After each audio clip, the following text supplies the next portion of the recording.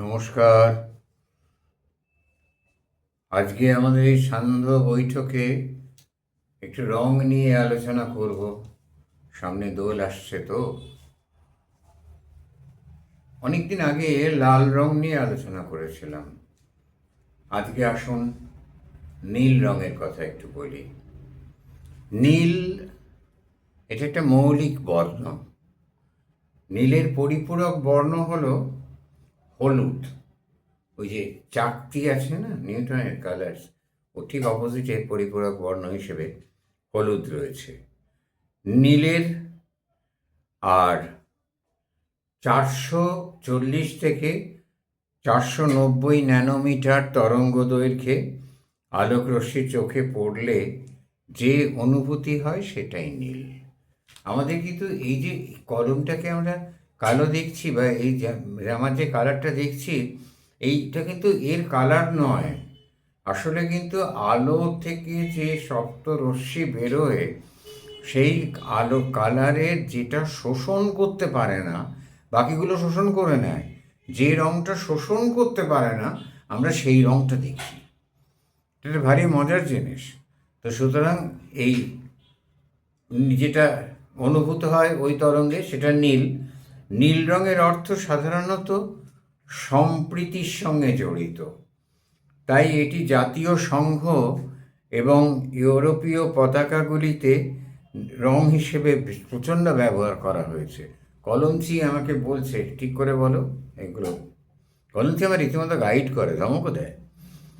মার্কিন ও ইউরোপের সমীক্ষায় দেখা যাচ্ছে যে এই রংটা বিশ্বস্ততা, বিশ্বাস, দূরত্ব, অনন্ত শীতলতা, কল্পনা শক্তির প্রতীক। নীল দূরত্বের প্রতীক, সে ব্যাপারে কোনো সন্দেহ নেই। কারণ স্বর্গ অনেক দূরের জিনিস। আমরা সেই জন্য স্বর্গকে মনে করি যে ওটা নীল। আকাশের রং নীল, স্বর্গের রং নীল, সমুদ্র নীল দেখায়। আচ্ছা, রং হিসেবে নীল কিন্তু আবার বিশেষ বিশেষ ক্ষেত্রে দুঃখেরও প্রতীক। নীল যেন আভিজাত্যের প্রতীক। সাহেবরা, মানে ডিউক, এই জাতীয় যারা ওদের দেশে সেরিফ টেরিফ, ওরা মনে করতো যে ওদের রক্তের রং নীল। ওরা নীল রক্ত বলতো। লাল রক্ত সাধারণ মানুষের থাকে। আবার আভিজাত্যের যেরকম প্রতীক, একই সঙ্গে নীল আবার দুঃখেরও প্রতীক। আকাশ সমুদ্রের প্রতিনিধিত্ব করে। নীল রং উৎপাদনের প্রতীক। উৎপাদনশীলতা, সৃজনশীলতা বাড়ায় এবং প্রকৃতির বিরলতম রঙগুলোর মধ্যে এটা অন্যতম। প্রকৃতিতে নীল রঙটা খুব একটা আকাশের নীল দূরত্ব, এমনি গাছপালায় নীল খুব একটা দেখা যায় না। এটি গভীরতা ও রহস্যের প্রতীক। বর্ণালীতে বেগুনি এবং সায়ানের মাঝখানের অবস্থান। প্রকৃতিতে বিশুদ্ধ নীল রঙের উপস্থিতি বিরল, নেই।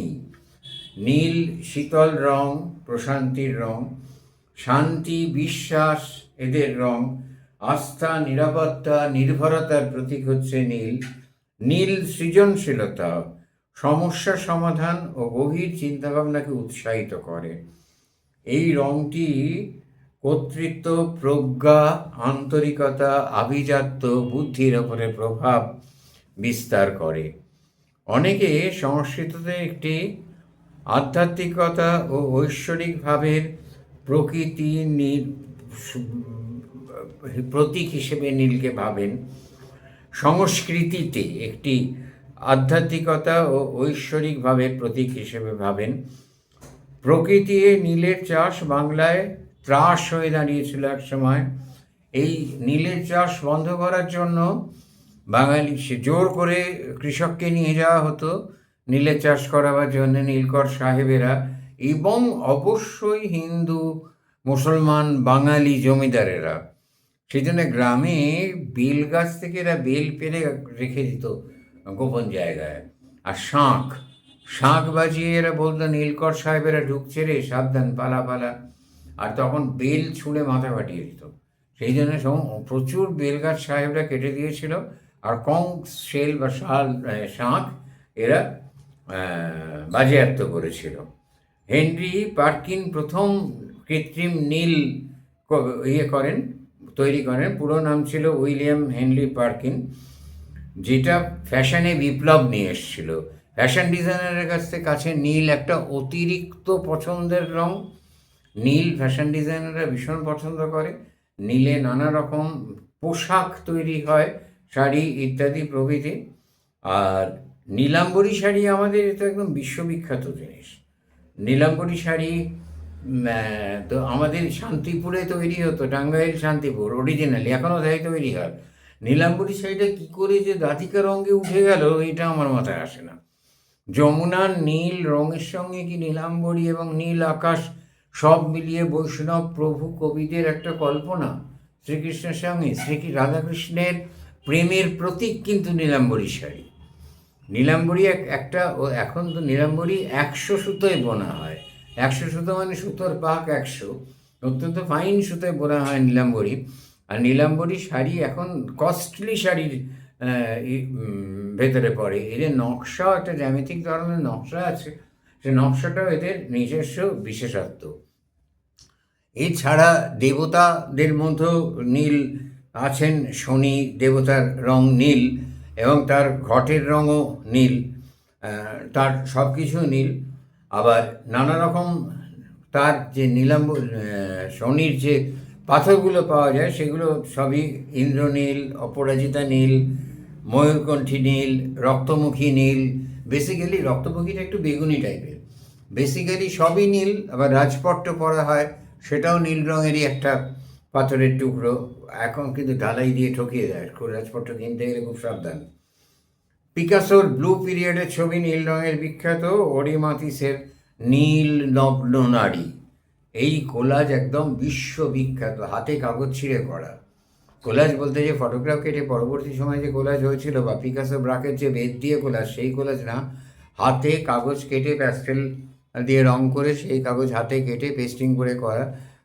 অরি মাতিসের নীল নগ্ন নারী পৃথিবী বিখ্যাত কোলাজ। আচ্ছা, আবার দেখুন নীল একটা অদ্ভুত জায়গায় নীলের কথা বলবো, যাতে আপনারা অবাক হয়ে যাবেন। আমাদের যে অবা ক খ আছে না, আমাদের স্বরবর্ণ ব্যঞ্জন বর্ণ, প্রত্যেকটি বর্ণের রং আছে, প্রত্যেকটি বর্ণের নানা চরিত্র আছে। এদের সঙ্গে আধ্যাত্মিকতার বিরাট মিল আছে। অকার, যেটা অকারের বর্ণটা কিন্তু নীল, কারণ এই আকাশ এবং অনন্তের প্রতীক। বর্ণ নিয়ে পরে এক সময় বলা যাবে। এদের এই বর্ণ আছে বলেই অক্ষর নয়, এদের বর্ণমালা বলা হয়েছে। বর্ণমালা, অক্ষর আলাদা জিনিস। আমরা বলি বটে অক্ষরগুলো ঠিক করে লেখো, অক্ষরের ধাঁচ। অক্ষর মানে একক একটা ধ্বনি নয়, অক্ষর মানে সিলেবল, আর বর্ণ মানে হচ্ছে অ ক খ। আচ্ছা, আর সা, তার ভেতর 7টা রং আছে ইনক্লুডিং নীল। রেগামাপাধানি, এর মধ্যে আর কোথাও নীল রঙের অস্তিত্ব আমরা দেখতে পাই না। আর আমাদের যে 9টি রস আছে, সেই 9টি রসের ভেতরে বিভৎস রসের রং হচ্ছে নীল। বিভৎস, জুগুপ্সা, ঘৃণা। হ্যাঁ, ঘৃণার রং অবশ্যই নীল, কেননা ঘৃণার সেইভাবে হত্যা যে করে একটা নীল ফেনা, একটা নীল বিষয়, গলার দুপাশে নীল হয়ে যায় বিষ, কেউ যদি বিষ পান করেন। নীলকণ্ঠ, স্মৃতিকণ্ঠ বিষ পান করে নীল হয়ে গিয়েছিলেন। সুতরাং ঘৃণা, বিভৎসা, এর রং কিন্তু নীল। আর নীলের বিভৎস কথা বলে আলোচনা শেষ করব না, আলোচনা শেষ করব সেই নীল পদ্মের কথা বলে, যে নীলপদ্ম আমার দেবী দুর্গার চোখের মতো, যা আনতে রামচন্দ্র হনুমানকে পাঠিয়েছিলেন সেই বহুদূরের পর্বতে, সরোবরে। যাই হোক, এই হলো নীলের ব্যাপার। আমরা নীল নিয়ে আজকে একটা আলোচনা করলাম। আশা করি পরে আমরা হলুদ, অন্যান্য রঙগুলো নিয়েও আলোচনা করতে পারব। নমস্কার।